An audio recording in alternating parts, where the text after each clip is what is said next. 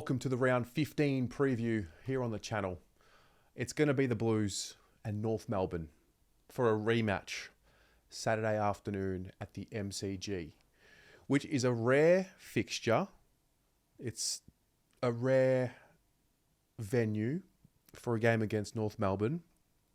I don't really remember a game against North Melbourne at the MCG, but here we are. We are coming off 2 wins in a row out of the bye.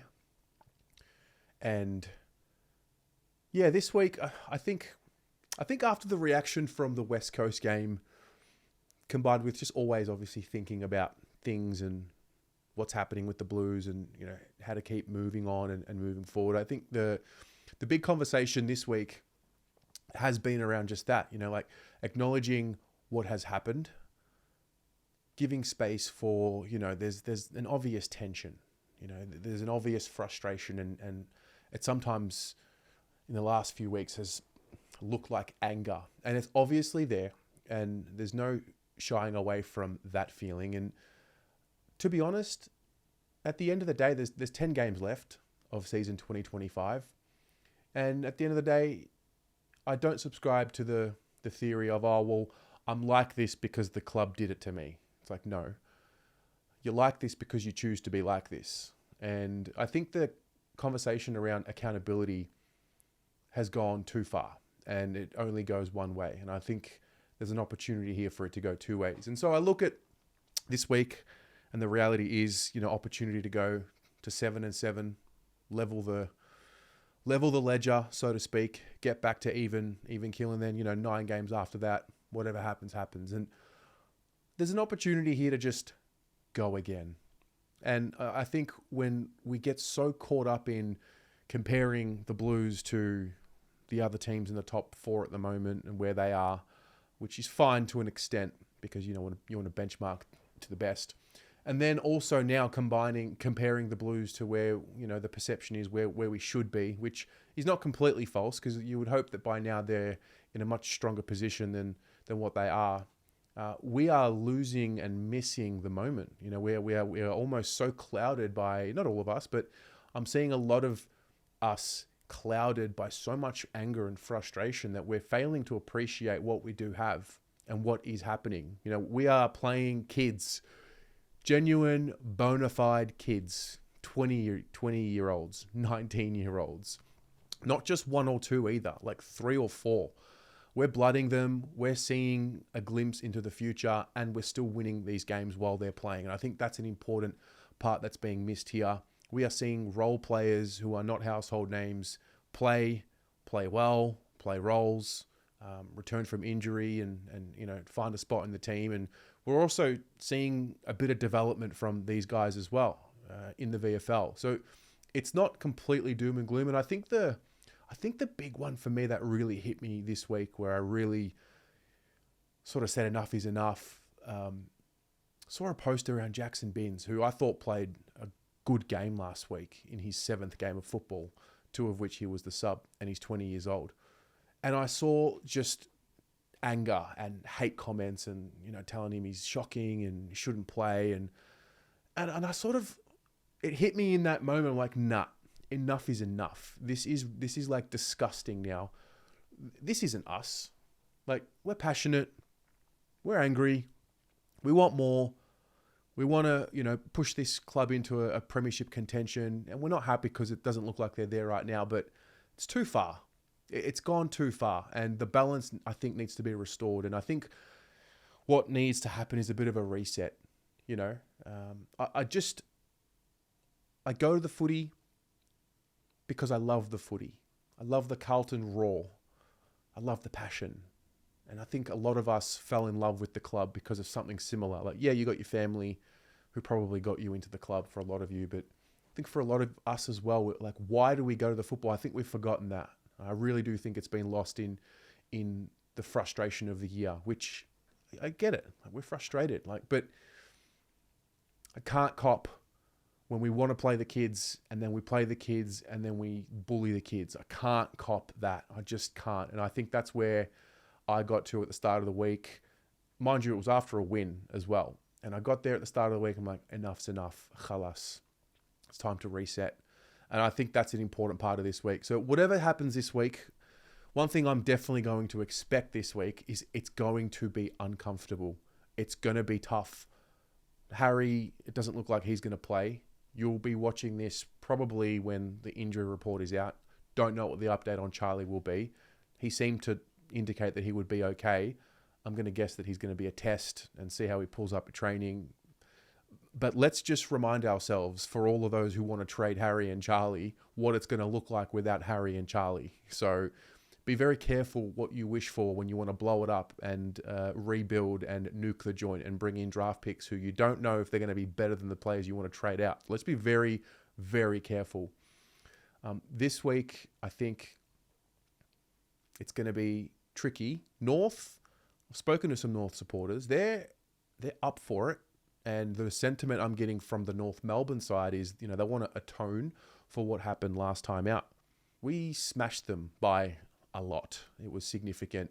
Completely dismantled them, and they're seething from that. I spoke to Josh from the Further North podcast. I'm going to speak to Marnie from Kanga TV later in the week as well. And there's a bit in there. And North, they've improved from the start of the year, and they're desperate for wins, and they're going to be one of those teams that you give them a sniff and they'll take it.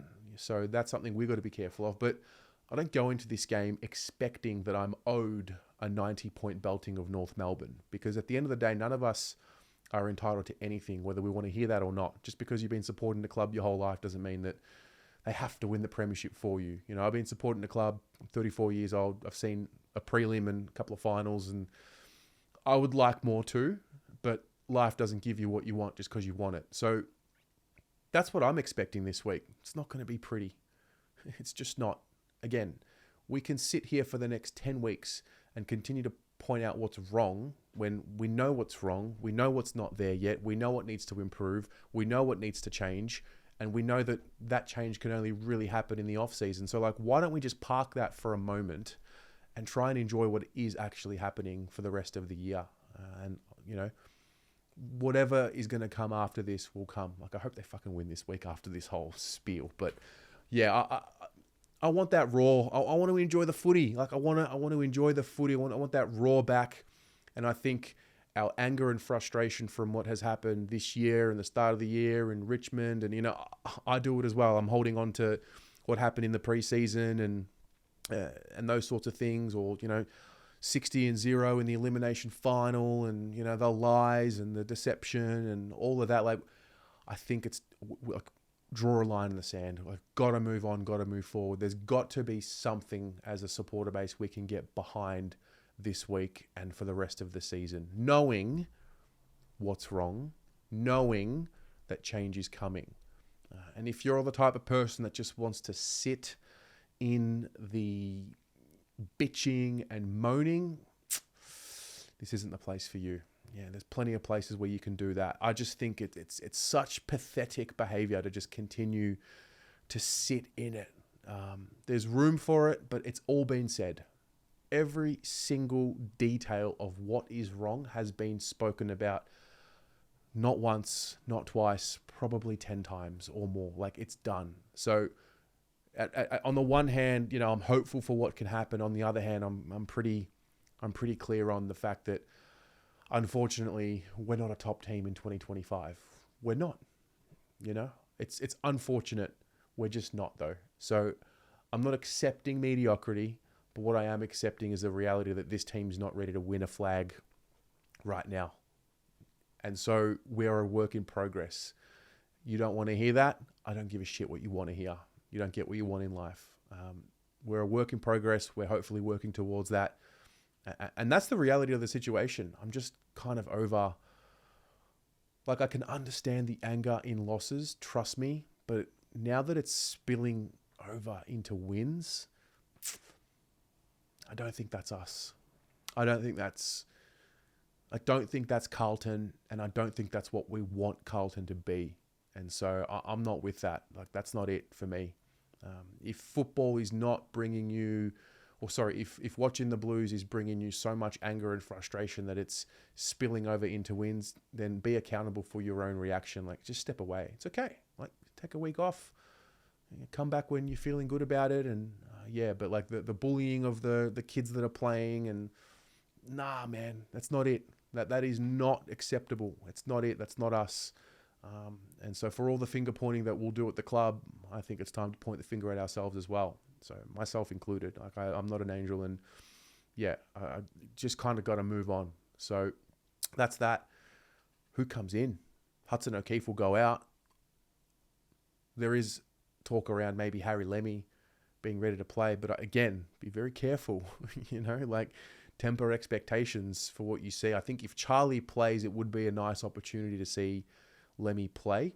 But if Charlie doesn't play, I don't think Lemmy's the move. I think Lewis Young is the move. Like we need senior bodies, and it's going to impact the structure ahead of the ball, no doubt. So I'm praying Charlie's good to go because we need him for a number of reasons for forward structure. Like, I know the stats don't look great, but the reality is when he's not there, we're a lot easier to defend. Yeah, that's kind of where I'm sitting at. I